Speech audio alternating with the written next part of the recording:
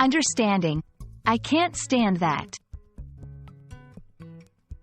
Hello, everyone. Welcome to our English learning channel. Today, we're going to dive into a very common English phrase, I can't stand that. Understanding these kinds of phrases is crucial for both speaking and comprehending English in everyday situations. So, let's explore what it means, how to use it, and look at some examples to help you master it.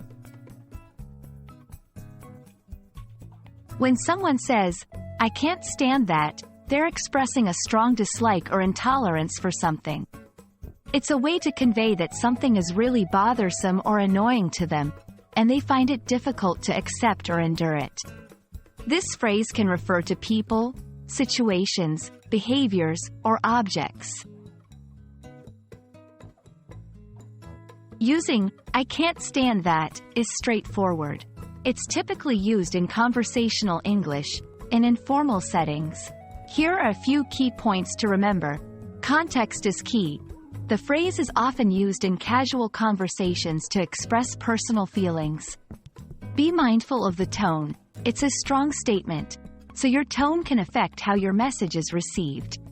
Use it with care in sensitive situations. Variations exist. You can also say, I can't bear it, or I can't tolerate it, which have similar meanings but might sound a bit more formal. Let's look at some examples to see how I can't stand that can be used in various contexts. 1. Personal preferences.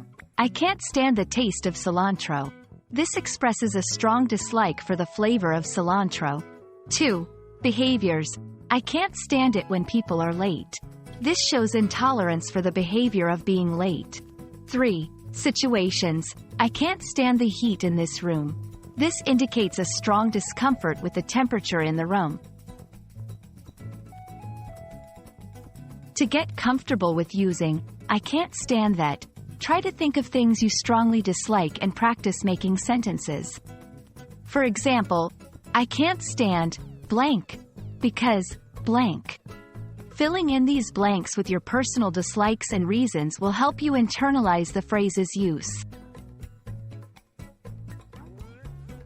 And that's it for today's lesson on the phrase, I can't stand that.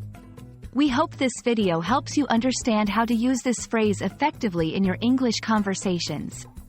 Remember, practice is key to becoming fluent, so don't hesitate to use it when expressing your dislikes. Thanks for watching, and see you in our next video.